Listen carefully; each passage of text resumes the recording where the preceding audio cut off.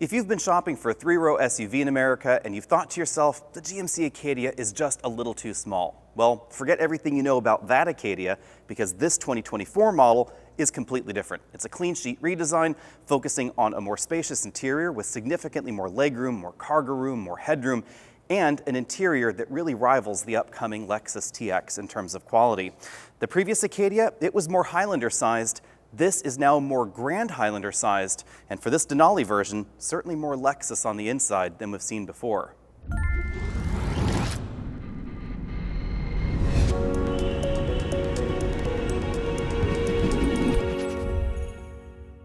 Since I don't have a lot of time with the Acadia, let me just grab the camera and we'll take a look around together. Over here we have the Denali trim, and then on the right side we have the new AT4 trim. There's also a third trim, the Elevation, that's going to be effectively the base model. Unfortunately, I haven't been able to see it.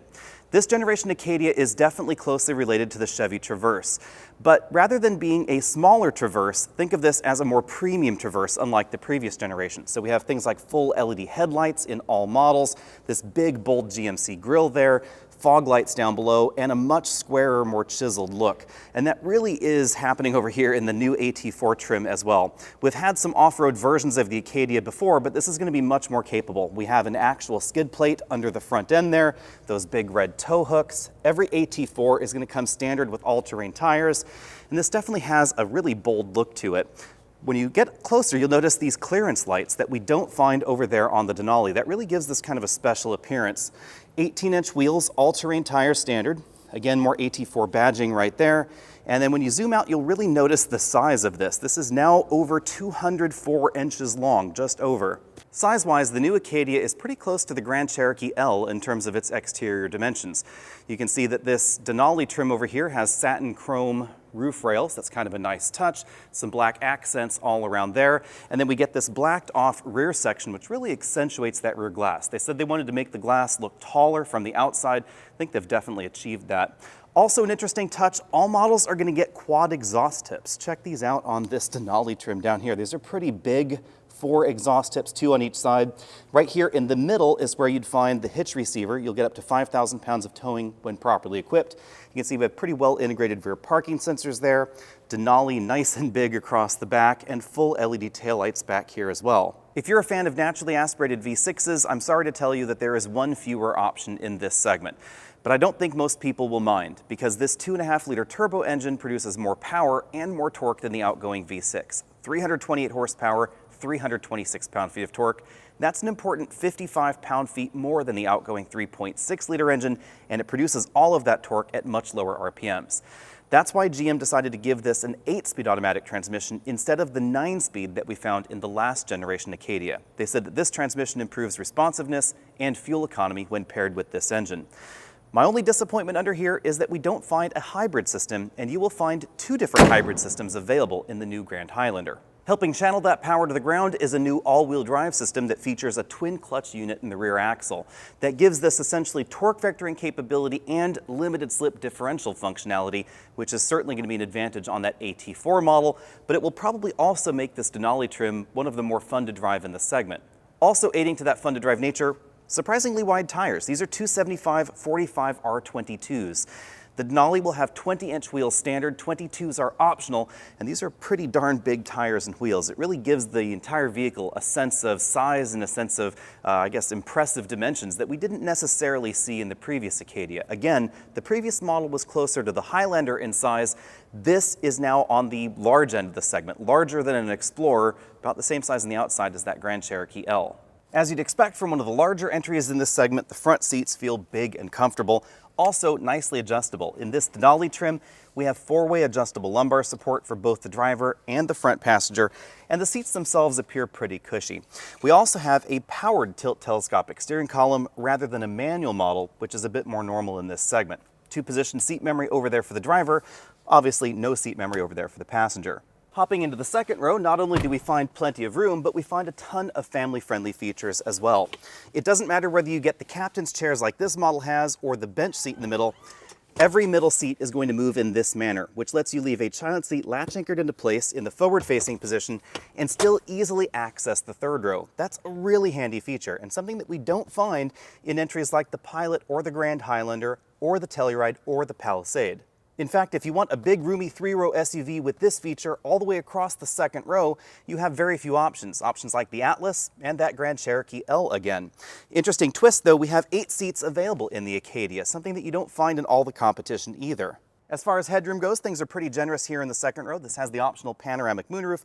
I have about 2 inches of headroom left, pretty decent legroom as well. Thanks to large and square rear door openings, getting back into the third row is absolutely no problem at all. These second row seats then tilt and slide very easily back into place. But you'll notice we don't have a great deal of legroom. In fact, if I actually have this seat scooted all the way back, I wouldn't be able to put my knees back here behind the seat at all. On the other hand, headroom is fairly generous. I have about 1.5 inches or 2 inches of headroom left back here in the third row. And I really appreciate that GMC has put the air vents for the third row up here in the ceiling facing at the third row passenger faces.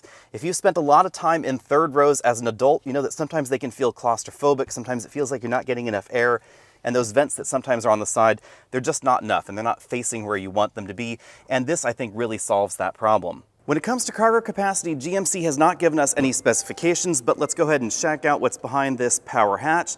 They say this cargo area is significantly larger than the previous Acadia, but I don't know how much bigger this is than the current Chevy Traverse. It's probably somewhere around 20 cubic feet, perhaps, unless you include the area under this floor storage area, which actually is pretty darn large. And then GMC puts the spare tire under this storage tub. This is a really handy touch because if you have wet or grimy items, you can pop them in there. That's easily hose-outable, and then you don't have those wetter items on that carpeted area. We do have power folding third row seats. Those controls are right over here on this side. We also have an option to power fold the second row seats from right back there as well. The interior is where the new Acadia really shines, especially in this top-end Denali trim. We get this really large panoramic moonroof over the first and second row passengers' heads, adjustable shoulder belts, adjustable headrests there. We have the embroidered Denali logo right there on the headrest, but check out the perforations on this seat back cushion. It has a really cool crosshatch texture to it that I hope makes its way to other Denali products in the future. This is a two-tone interior. There are also a number of other different interior colors to choose from. It's hard to tell on camera, but this is not charcoal. This is actually a medium brown color, something that I think GM does really well. And the bottom part of the seats as well, including the seat controls, is that brown color. It probably won't show dirt or grime quite as easily as a lighter color would. Now, the rest of the seat has more of a traditional perforation pattern to it. These seats are both heated and ventilated. We have relatively premium materials on the front door panels, but remember that this is not a direct Lexus competitor. That would be for Cadillac. So we don't find soft touch plastics all the way down, but we do find touches like real wood trim up there at the top of the door, lots of soft touch materials, and a very, very attractive and distinctive dashboard design. This is perhaps the thing that I didn't expect inside the new Acadia, was for this radical departure, and it is a very different look than we find in the Chevy Traverse, especially with this large portrait orientation touchscreen in the middle. And if you're worried about Apple CarPlay being missing, fear not, this gets CarPlay and Android Auto according to GMC. Up here at the top of the dashboard, you can see we have a center channel speaker. There's also an optional heads-up display over on the driver's side. Lots of soft touch and stitched materials. We were warned this is a very early pre-production vehicle, so not all the plastics are quite right in here. So if you're worried about a seam or two that maybe looks askew, don't worry, that's probably not going to be the case. And some of the plastics in here don't actually have their final texture, but the wood looks pretty darn good, I have to say. Over here we have the engine start-stop button and the same shifter that we find in the Cadillac Lyriq. If we actually look over like that, you can see it's a column shifter that frees up space in the center console, so that way we get lots of storage right here, 2 big cup holders, this wood section that opens to reveal the Qi wireless charging mat, USB ports, and then an absolutely enormous storage area, a very EV style storage area right there under that section. Now, this infotainment software, I have to say, looks pretty darn good, and I can't wait to see this in person. Again, Apple CarPlay and Android Auto are included. We have some physical toggles down here at the bottom, and this volume knob floats right on the screen. I was just inside the Polestar 2 with their latest software, and I have to say, this GMC software looks and feels so much more modern and more elegant. Everything about it just has a really premium feel to it. including the speed at which the system operates. Now, unfortunately, this particular vehicle does not have the data plan activated on it, so we can't see that. In case you're wondering, headlight controls are here in the infotainment screen. I don't really care about that. Climate controls also right here in the infotainment screen. And if you want to know more about this software, I'm going to have a detailed video once we can actually get our hands on it for more of a complete test. One really cool touch, again, no connected service, is that we have the ability to have different widgets over here on the home screen. Let's move over to the AT4 so you can see the screen with the data plan activated. You can see that we have Google Mapping. It's pretty snappy. It zooms in and out very quickly. The volume knob again is floating there above the screen. We have all these toggles down at the bottom for physical controls for the climate control system. That's definitely my preference. And I just really like the look and the feel of this system. I think GMC did an excellent job with the software. It's going to retain smartphone integration, which is definitely important to me. That's something that I really like. GM says that they want to try and adapt people or move people along to their own integrated systems. This might be the way to do that. After a generation with this software and its movable widgets and things like that and the integrated Google Assistant, maybe some folks won't find the need for CarPlay or Android Auto, but at the moment, I still really like that particular feature. Now let's look further down the dashboard. As you can see, we have that Qi wireless charging mat, even in this model. Again, those two big cup holders, nice padded center armrest with lots of storage inside. Keep in mind, this is an all-wheel drive vehicle, so there's a drive shaft that runs under there, but we still have that really big storage compartment below that center console.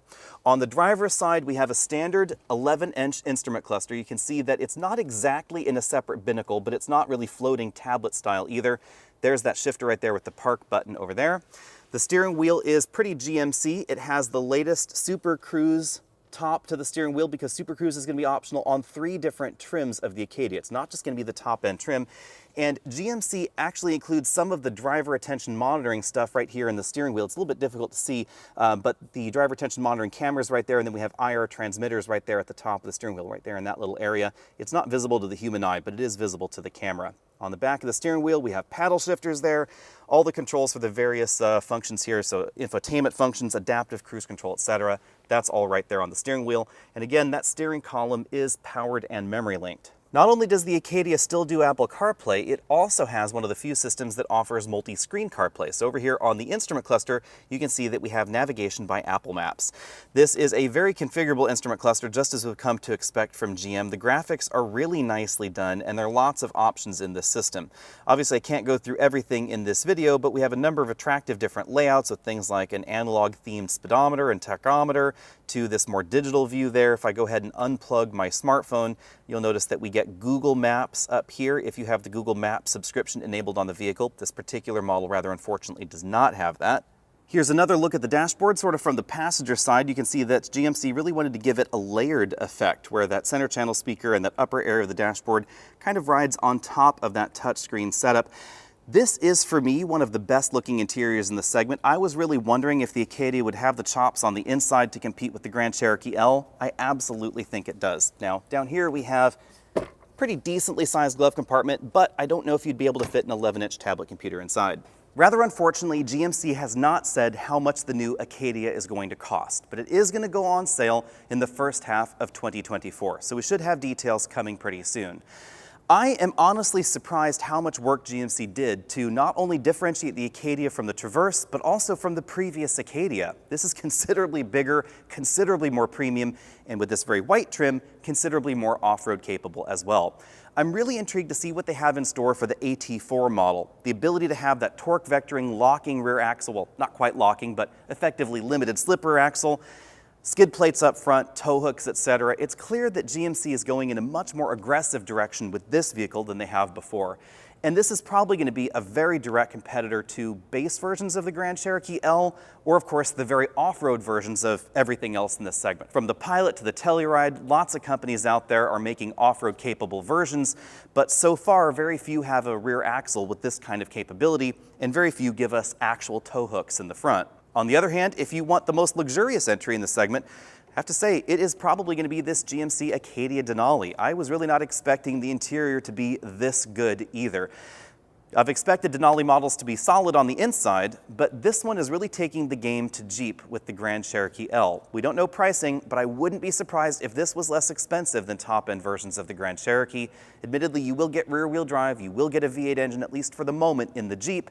You won't find those in the Acadia, but here we're probably going to get better on-road manners, probably going to get better fuel economy, and I like the software better on this screen than what we find in the current Jeep lineup as well. You don't get as much screen real estate, but keep in mind that price tag, and that screen setup is going to be standard on every Acadia, including the base trim. So be sure and hit that subscribe button because hopefully I'll be driving this over the next few months, probably in the first quarter or so of calendar year 2024. So hit the subscribe button, stay tuned for more details, especially fuel economy, pricing, and final legroom figures. We don't know what the legroom numbers are going to be in the new Acadia. I would expect it's going to be pretty competitive with the Grand Highlander, but is it going to be quite as roomy as some of those Korean options? We just don't know yet, but hopefully we will soon. See all of you next week.